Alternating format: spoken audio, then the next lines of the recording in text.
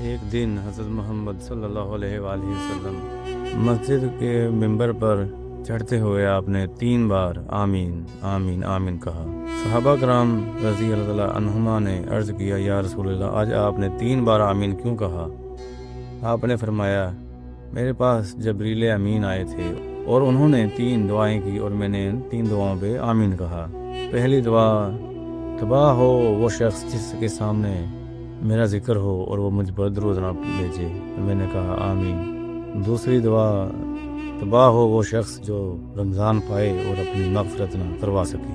تیسری دعا جو جبریل امین نے مانگی، تباہ ہو وہ شخص جو اپنے والدین کو بڑھاپے میں پائے یا دونوں میں سے کسی ایک کو اور پھر بھی جنت حاصل نہ کر سکے ان کی خدمت کر کے۔